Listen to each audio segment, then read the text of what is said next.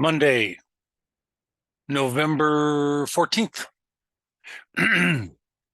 We are higher again. I always start out with the SPY, the ETF for the S&P 500.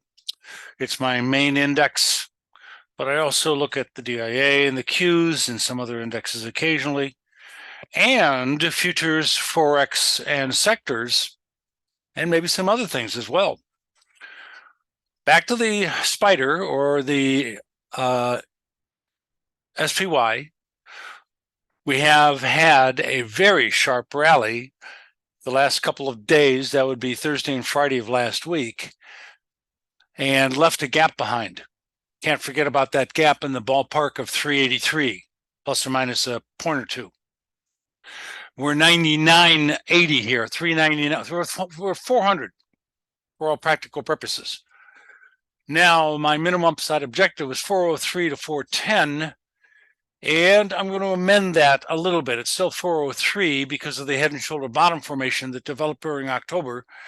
And I have the green arch marks under the shoulder, head, and the shoulder, and the neckline drawn.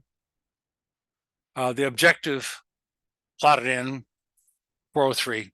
And that is the beginning, actually, of a gap closure that's in light blue, a little zone there, up to 409 or 408.50. Instead of 410, I'm going to start saying 408.50, dropping it a little bit. 410 is still good for other reasons, but that blue zone closes an old gap from almost exactly 2 months ago. Pretty important. And I won't completely rule out, but things will change between now and then. A gap closure up at 420, but I don't think that's going to happen. You get up to 408.50 and turn back down again. That could be the beginning of something very big on the downside in the last large bear leg of this bear market, which I still think we're in. So we're almost high and last, dipping back down a slight little bit from the highs a little while ago, 1 minute chart here. And that's a new high for a couple of months. The DIA daily data has a new high as well, and now very close to making a new high since, wow, April. Yeah, early April. So that is a very substantial resistance level and not too far away, 4 points or so.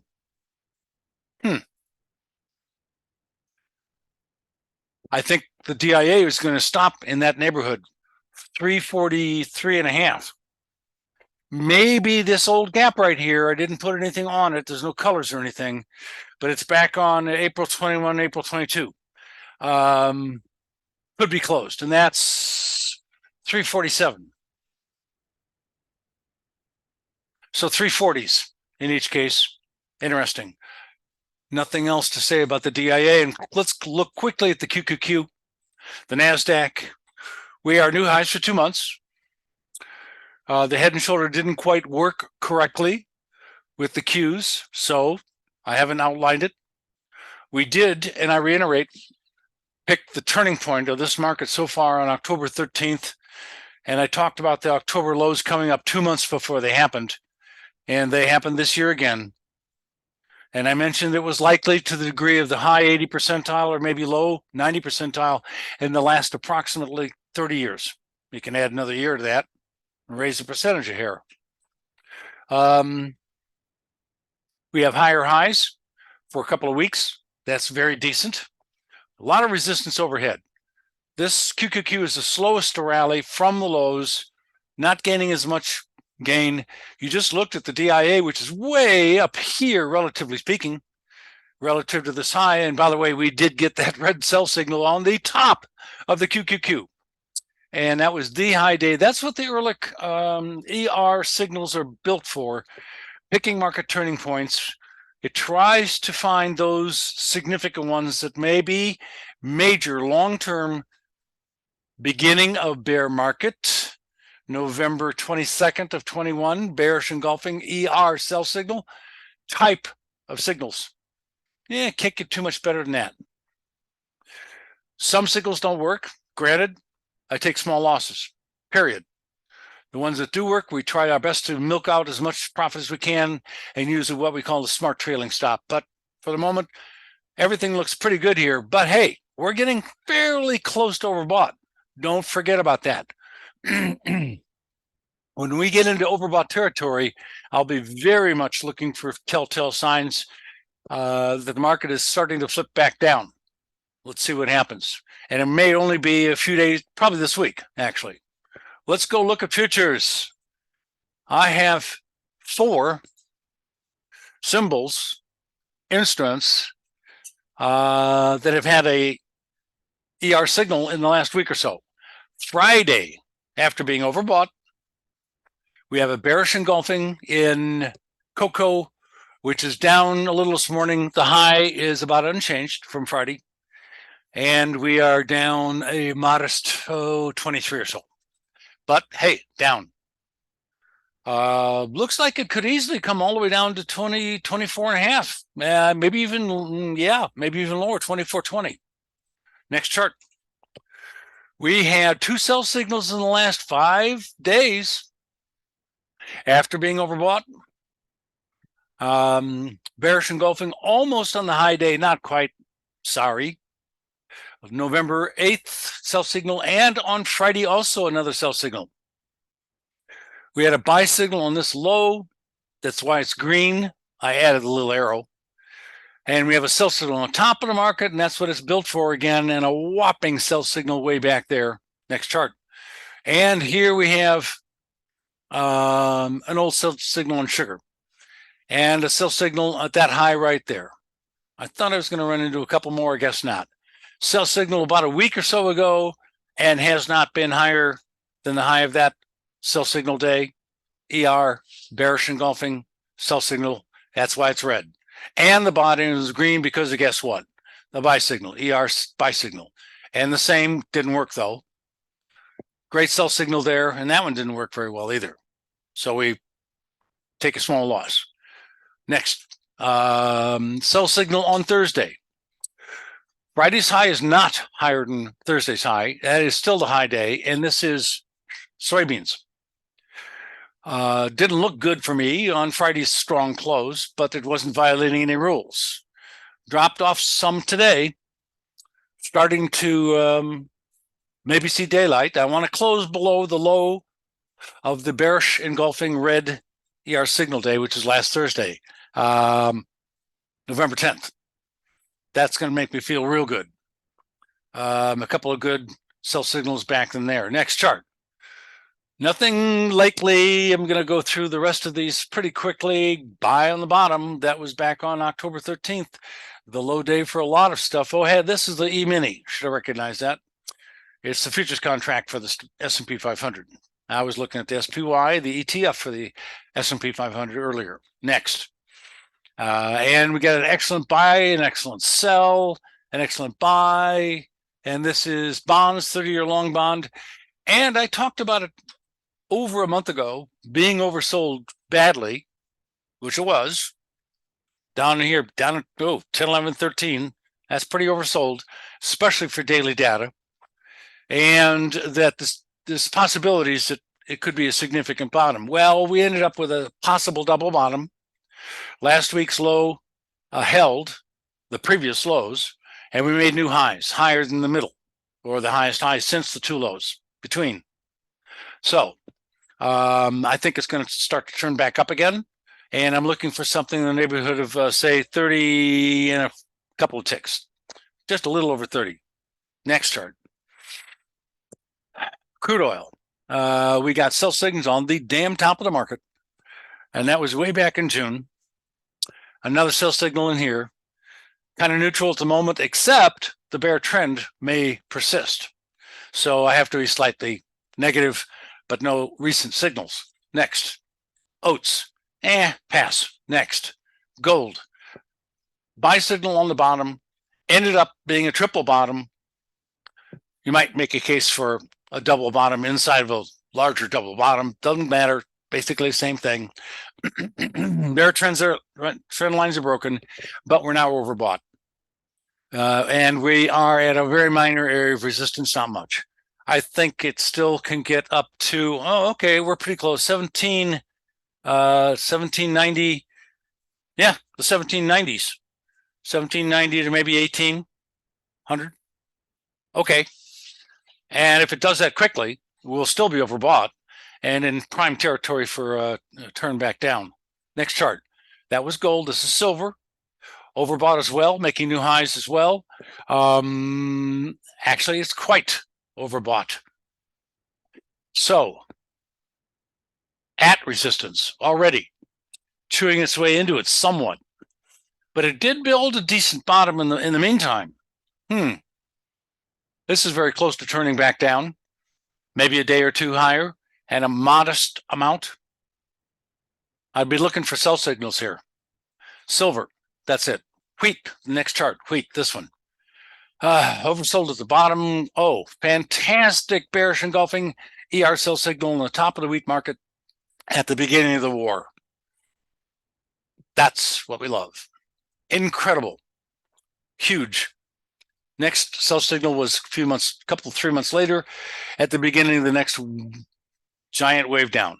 Not the highest high, unfortunately, but close. Nothing at the moment. And this is wheat, neutral, next. Neutral, next. Platinum got overbought, pulling down a little. It's going to slip a little bit more, maybe 976 or so. But I think the trend is probably in the favor of continuing higher. Not quite sure how much. It looks a little parabolic too. Well, that helps it get overbought, of course. Yeah, I think it'll dip back down a little bit more and then maybe go back up again. That was platinum. Next chart. High-grade copper, HG.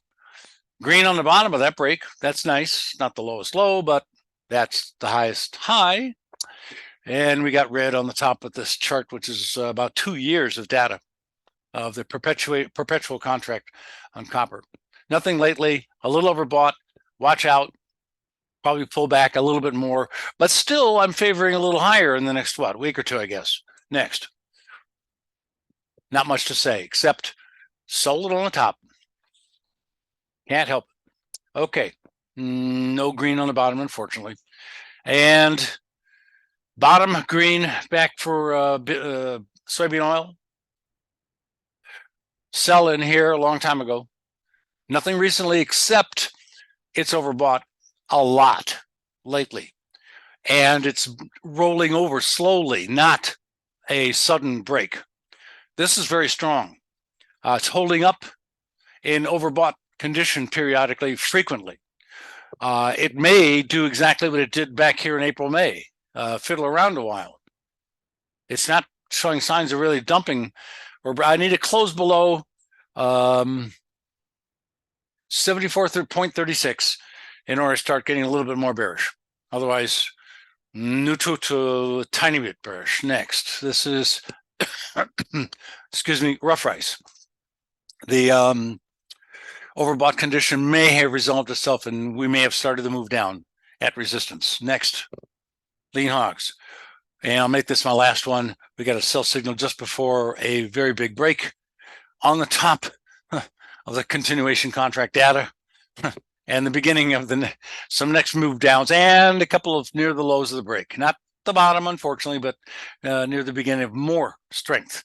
All right, now, forex.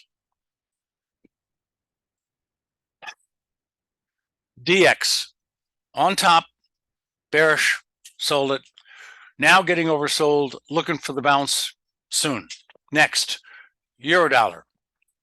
Bullish bottom, caught it with the signal, ER signal.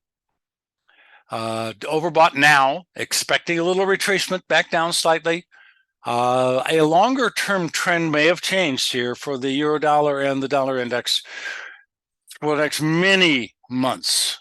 I'm going to say 6 months to a year, maybe. We could have seen the low at around 95. I can't tell yet. I don't want to speak out that far out. I'm not used to doing that. Next symbol was dollar yen, and we did sell the high. We got a bearish engulfing right smack on top.